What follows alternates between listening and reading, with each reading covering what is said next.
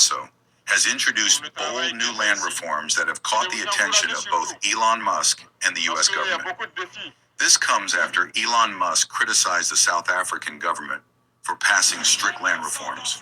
He falsely accused a South African opposition leader of inciting violence against white farmers with the song "Kill the Boers," which was not the case. His reaction came amid tensions between South Africa and the U.S. over the land policies.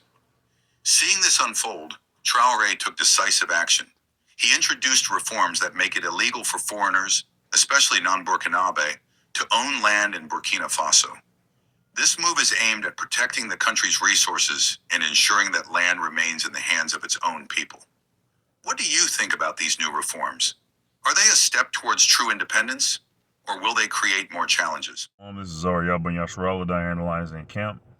First and foremost, I want to give all praise, honor, and glory to Yahweh Bahasham, Yahweh Shai, Bahasham Ha, Racha, Kodash, Ma, Amath. Alright. Double honors to the elders and apostles, a great millstone who rule well and teach well. A double honor to my elder as well, a hard one by Yasharallah, Diana Lions in Camp. Sincere Thawada to the Akim and Aquathium and the children. It's like it. The Akim, the Aquathium, and the Bunyim, the brothers, the sisters, and the children who are pushing the truth to believe with sincerity. Thawada and Shalom. As you see in the video, that was a new leader of a Canaanite or African nation, and he's rising up. He's rising up against the colonial powers. Ultimately up against Esau. All right, who have stripped his land. All right, and stripped the strength of his people.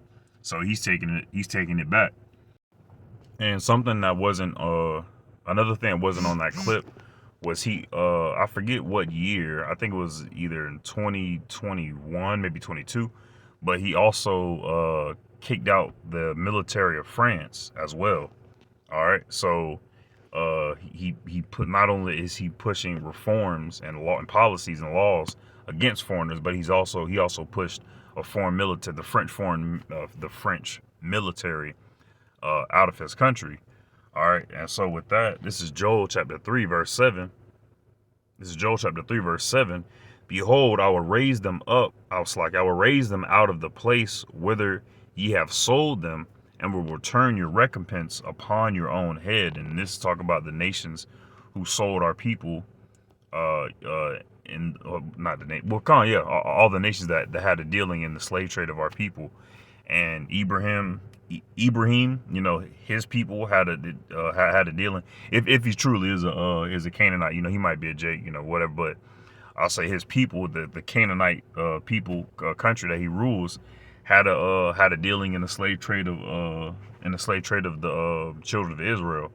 So yeah, he's doing the right thing as far as standing up for his people, but at the same time standing up for our people. Yahweh Shai is going to do that. He's going to come and save our people. He's going to be the one that's going to make those land reforms and make sure that foreigners don't dwell in our land anymore. All right, and make sure that we have no foreigners amongst us as well. All right, everyone is going to be made righteous and pure. Recompense upon your own head. So the recompense is going to come upon all these nations, as well as these Canaanite nations as well, who also had a dealing in our slave in our oppressions, like it. Verse 8, and I will sell your sons and your daughters into the hand of the children of Judah, and they shall sell them to the Sabians, to a people far off, for the Lord hath spoken it. So the same way our people were oppressed, the same way all these other nations are going to be oppressed by the children of Israel.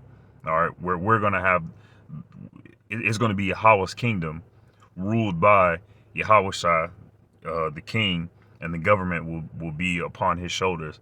And that government and the manifestation of that government upon his shoulder, on his shoulders, Slakia, is going to be the nation of Israel, the 12 tribes, 12 different offices, 12 different gates.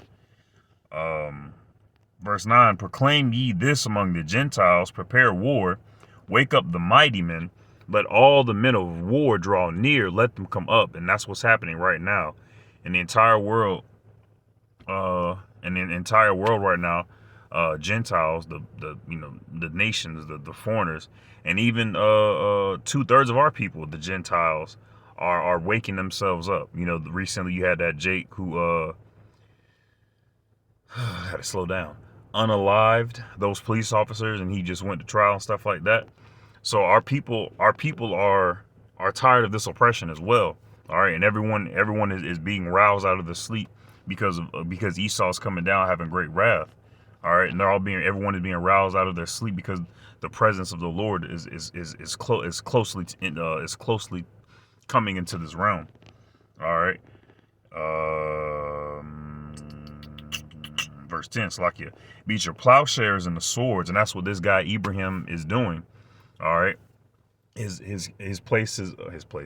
country has been oppressed for a long time, so they've only had to use farming tools. They've had militias and stuff like that. But right there, you see in the video, he's a properly structured and properly structured and conditioned. God dang. A properly structured and conditioned military man, and he's also made the military up under him just as powerful as well. So the weak are saying they are strong. Also, as a matter of fact, beat your plowshares into swords and your pruning hooks into spears. Let the weak say I'm strong, and that's what's going on. Not only with this Canaanite nation here ruled by Ibrahim, but also the Moabites, so-called Chinese, Gog and Magog, so-called Russians. I would assume they would be Moabites as well. The Koreans, the North Korea. I'm pretty sure he's Moabite. Either Moab or Ammon, I would assume. So all of these, what people would say lesser nations, are all standing up, saying that they're not lesser anymore, saying that they are, they're somebody, Shit, they heard the Nas song. Shit, I be what I wanna be. Shit, so they tired of Esau's shit. Assemble yourself. Verse 11. Assemble yourself. Oh, am I? That. Verse 11, assemble yourselves and come all ye heathen and gather yourselves together round about thither. Cause thy mighty ones to come down, O Lord. Cause thy mighty ones to come down, man. We are those who are in the like-mindedness of Yahweh Shem Yahushua, who truly have sincere and truthful knowledge, wisdom, and understanding of who the Lord is and who they are. We all have hope and faith that this place comes down, man. We're all tired of this oppression right now. It's like, I paused in my speaking. I'm in the car right now, about to go to work, and some lady acting real weird. Verse 12. Let the heathen be wakened and come up to the valley of Jehoshaphat. For there will I sit to judge all the heathen round about. So all these nations are going to be judged. All of these nations are going to be judged for their crimes that they done, not to the children of Israel first and foremost, and also to the world itself. All right. I mean, there won't be much of that because the other nations they do the best they can to try to live in accordance with the like nature and stuff like that. It's primarily Esau that has that death mindset as far as like killing the earth and stuff like that. But nonetheless, Yahweh is going to judge them for the abomination, but abomination that they've done to the children of Israel, to the apple of the Lord's eye, selling our sons and our daughters, selling the sons and daughters of Yahweh. I'll say, be wakened roundabout. Said the judge. Verse 13, put ye in the sickle, for the harvest is ripe. Yahweh is about to come down here. Put with the sickle, for the harvest is ripe. Come, get you down, for the press is full. The vats overflow, for the wickedness is great. I wasn't going to read verse 14, but multitudes in the valley of decision. That sounds pleasant, doesn't it? Multitudes in the valley of decision, for the day of the Lord Yahweh is near in the valley of decision. Khan, all right? So the day of the Lord is near. The day of the Lord is, as a matter of fact, I might just call that this. The day of the Lord is near. All right. All right. Yeah. I'm gonna reread that one, verse 13. Put ye in the sickle, for the harvest is ripe. Come, get you down, for the press is full. The vats overflow. The vats will overflow at this place.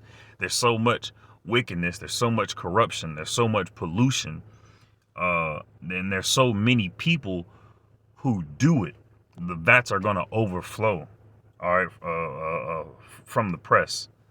All right, from the pressure that is done by Yahweh B'Shem Yahweh Shah, from the spiritual pressure that he's putting on people right now, having their hope and their faith dissolve before their eyes, and also physical pressure from the plagues, from the mental anxiety that he's going to put on these people. All right, and from everything else. All right. So I pray and hope the lesson was edifying. Shalom.